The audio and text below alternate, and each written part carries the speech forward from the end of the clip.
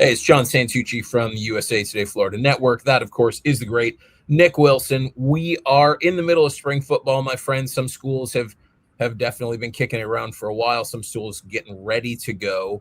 So let's just kind of take inventory, kind of where colleges are at. So, Nick, let's start with question number one. Which team has done the best job so far in Florida this cycle? So we're in the 2027 class for those of you who always get confused by the year. So what school is in best position right now? I have to go with Miami, and I think it's a pretty clear answer, at least from my perspective. Look, to me, Nick Lanier, whoever has his commitment, is doing the best in Florida. Like he's just good enough of a player that answers the question. But I mean, if you look at this class and who they have so far, you and I are very high on Sean Tatum, who they just landed. You and I are very high on DeMarcus DeRoche, who we just landed. Jalen Jones, Sherrod at MacArthur. I mean, the list goes on and on. Josh Johnson. These are all top 100 players that their film just pops. And, talent evaluation has never really been a problem at Miami. And we're seeing them kind of close on guys that they've identified for a long time now. So I think, I think the answer is Miami just solely on the base of like how good their class already is and what they stand to gain, which I know we'll talk about in a little bit. Yeah, I really dislike agreeing with you just on principle, but I agree with you right now. I feel like Miami's done a really good job early on, and there's a lot of guys that are very heavily leaning towards Miami that you and I know about right now in this 2027 class that could push this to super special category, but you mentioned the commits they have right now. Nick Lanier and Sean Tatum are two of our of our popcorn players, most exciting guys in the state to watch. Sean Tatum is going to be a phenomenal, I think, inside lineman at the University of Miami. Lanier at receiver, quite frankly, Nick Lanier could play DB and be an All-Pro. In my opinion, I think he can play anywhere on the field. And then you mentioned DeRoche too, who's also that's three of our top 20 guys right there. So love what Miami's doing. All right, let's flip to this question. I think you kind of gave us a little bit of a hint on your answer. Which team, and it doesn't have to be a Florida team, is in the best position heading into the summer? I didn't realize we were qualifying this with out-of-state schools too before, but I still probably would say Miami, honestly. You mentioned where they stand with our top 20 guys. I mean, just going through it, they have a real chance to sign half of the top 20 in Florida come signing day in December. I mean, we like where they stand with the number one overall player in the state, Mark Matthews. They're doing a great job on Caden Henderson. I mean, I have the list pulled up, and we could talk about it for 30 minutes on all of these guys that they can land. But Miami, and specifically the staff and the way that they've recruited these guys for a long time now. This staff has been here long enough now to have had these offers in and this coaching staff in for a while.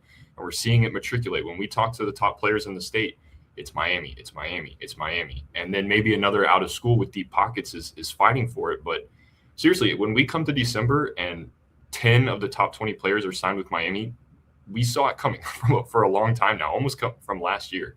So I think that they have the most to gain going into the summer. All right, I'm actually going to throw a little bit of a curveball at you. I'm going to stay in state, but I'm going to say Florida.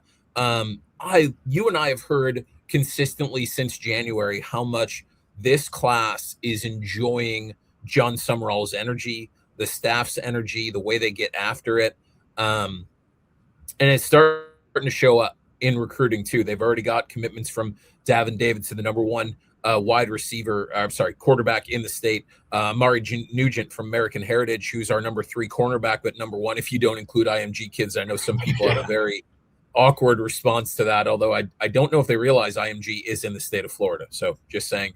And then they've got the number 1 athlete in Tremont Collins out of Cottondale. That's a really good foundational spot to be in after a couple months. They have if not the best, one of the best offensive tackles from Pennsylvania committed in this class. I feel like they've got a lot of momentum. They've got a lot of really good players scheduling OVs, including, Julius Jones and Zayden Gamble from St. Thomas Aquinas. So for me, I think Florida's in a really good spot. I love the spot Miami's in too, for them, but I really do like the job that Summerall and his staff are doing. Okay, let's transition to a less fun question. Last thing before I let you go. Which fan base in Florida should be most concerned right now? And I think we've eliminated Miami and Florida from the options. So where are you right now? Who should be most concerned if you're a fan of one of the remaining teams? Honorable mention to Florida Atlantic for everything that we know about them before, but it's Florida State. You and I were talking about this before the call, and then we had to stop because we were doing the show on the phone. But this is a program, like, I don't need to recite what the expectations are in Tallahassee. This has been a winning program for decades. Maybe somebody should. Yeah, no, it might be. They might need to hear it seriously, and where it seems now that this fan base would be okay with just kind of getting out of this season alive, right? And that's kind of how this felt last year, and and we saw how the wheels kind of fell off on the recruiting trail at some points. And look, bringing this back to recruiting, when you and I talk to recruits, we hear Syracuse and Louisville more than we hear Florida State now. With these top players, one of the best, not just coaches but recruiters in the country, and Pat Surtain is no longer there. How that affects the guys that they already have, let alone they were trying to get, we'll see. But there's just, I mean, it feels like every time we talk about Florida State, it's the question marks, the question marks, the question marks, and now the recruits are noticing, and they just aren't kind of giving them the same time of day that Florida State historically has gotten in the state. I grew up in the state, and I remember how big of a deal it was when somebody got an offer from Florida State in any sport, and now, at least in football, that's not really matriculating the way that we've seen in years past. And their fans are rightly concerned. I think that they're fired up to the level that they need to be about this. So just to play devil's advocate a little, because I don't disagree with you, and obviously, you and I were even debating, is Mike Norvell right now in the hottest hot seat in the nation? I think you could definitely make that argument. The guys they've got in Florida, and they've got 3 guys on the top 100 right now, are guys that you and I really like. Yeah. Big fan of Mekhi Williams, one of, if not, and I know where he is on our list. I almost don't want to say because I feel like it's too low still, even though it just came out a couple weeks ago. He's an outstanding safety. The edge rusher from Indian Rocks Christian, phenomenal. I love he's a prototype, right? So they've got some good commits. I don't want to just completely knock them, which is why I'm going to go to UCF, because they have 1 commit right now in the class. They had 1 top 100 commit, which was Logan Flaherty, the quarterback from Port Charlotte. He's decommitted. That was something that you and I had been hearing for a while. This is not a program that did a good job recruiting the state a year ago.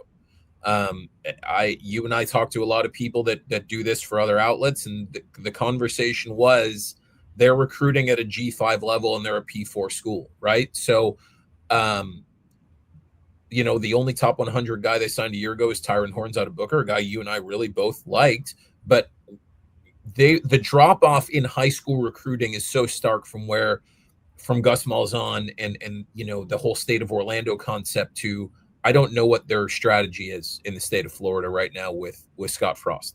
I don't know if their whole thing is we're just going to look at the portal. We don't have the resources. I don't know. I've been told that they're spending to that, what is it, $20.5 million. I'm going to call it a soft cap because I don't think Texas Tech knows some of those numbers. That's the baseline. Yeah, but that's the baseline. I've been told they're spending to it. I just don't know where those resources are when it comes to recruiting, because I don't hear about UCF.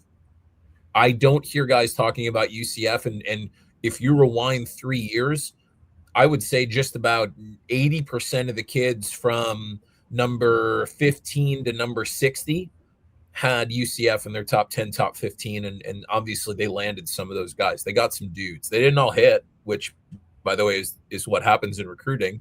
But I'm not even hearing UCF in the conversation. So as it stands with high school recruiting, if I'm a UCF fan, I'm just wondering, what is your agenda? What is your strategy? And are you executing any of that? Because it's just not something that you and I can see. And you and I pay pretty close attention, I feel like, to recruiting. So, all right, my friend, that's it for us. Good to talk to you again. And I'm sure we'll chat soon. Thanks, brother. Talk to you soon.